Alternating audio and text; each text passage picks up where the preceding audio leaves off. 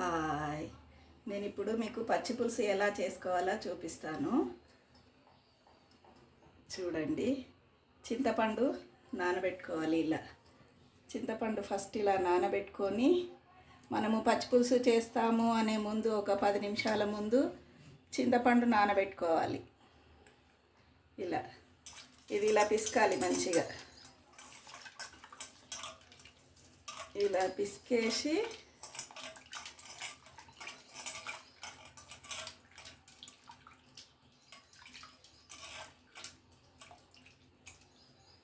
ఇలా చేసుకోవాలి.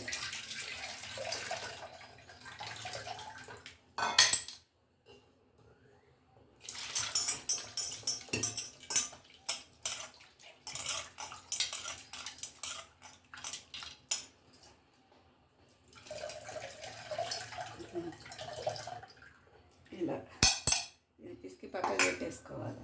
అయిన తర్వాత ఉల్లిగడ్డ కోసి పెట్టుకోవాలి. ఉల్లిగడ్డ కోసి పెట్టేసుకొని చూడండి, ఈ ఉల్లిగడ్డ ఇందులో వేయాలి.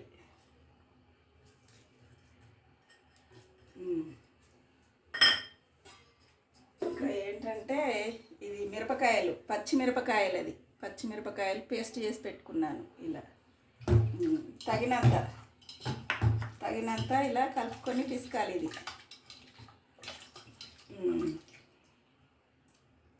తగినంత ఇలా కలిపి పిసుక్కొని కొద్దిగంత సాల్ట్,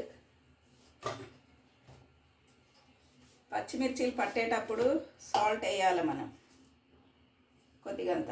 ఇప్పుడు అది చూసుకొని మిగిలింది దీంట్లో వేసుకోవాలి. చారులో వేసేసుకొని ఇప్పుడు ఇలా చేసేయాలి.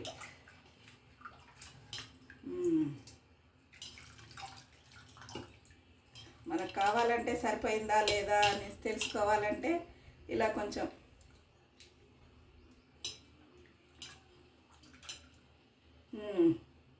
కొందరు పచ్చిమిరమే మొత్తం వాడుకోవద్దు అనుకుంటే పచ్చిమిరమే మొత్తం ఎట్లా వాడుకుంటాము అనేసి అనుకుంటే కొంచెం కారపొడి కూడా వేసుకోవచ్చు. నేను పచ్చిమిరమే మొత్తం వాడను, అందు గురించి కొంచెం కారపొడి వేసాను. ఉప్పు అయితే కరెక్ట్గా సరిపోయింది.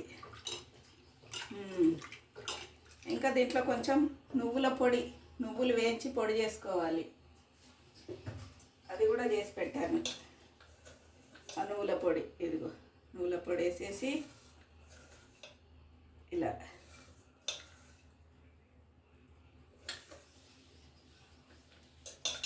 చేశాను. నువ్వుల పొడి వేసేసాను. ఇలా మంచిగా కలిపేసుకోవాలి. కలిపేసుకొని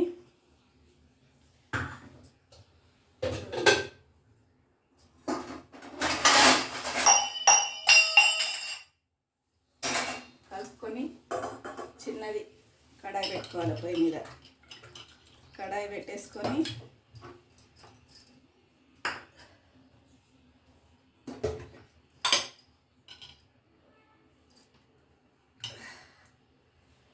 నూనె పోసుకోవాలి. కొంచెం స్టవ్ వెలిగించుకోవాలి. స్టవ్ వెలిగించేసుకొని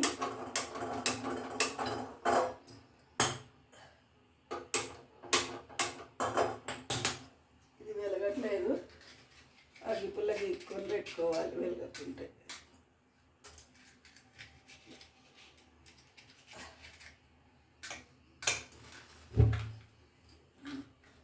ఇప్పుడు కొంచెం నూనె పోసుకోవాలి.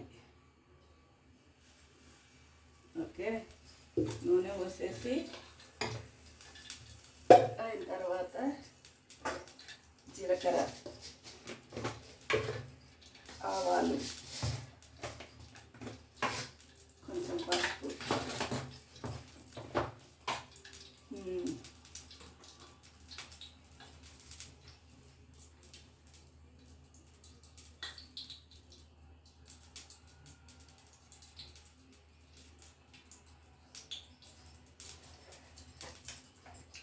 అలానే కొంచెం చారులో అల్లం ఎల్లిగడ్డ పేస్ట్ కూడా కలుపుకోవాలి.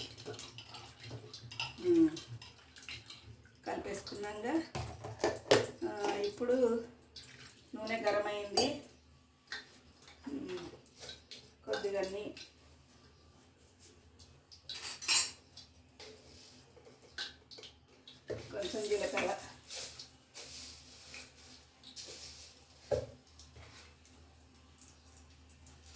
ఆవాలు, కరేపాకు ఉంటే కరేపాకు కూడా వేసుకోవచ్చండి. వేసేసుకొని అవి గోలగానే కొద్దిగంత పసుపు, అవి మంచిగా వేగినాయా చూసుకొని కొంచెం పసుపు వేసేసుకోవాలి. పసుపు వేసేసుకొని ఓకే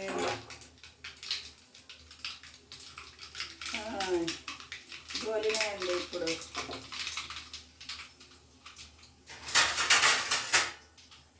అంతే, దీంట్లో చారులో పోసేయాలి, మూత పెట్టేసేయాలి. ఇప్పుడు కొద్దిగా అంత చారు ఇందులో పోసేసి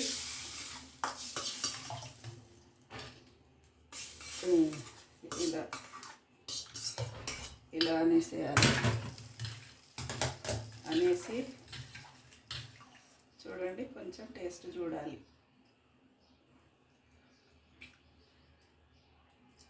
బా సూపర్ అండి, సూపర్.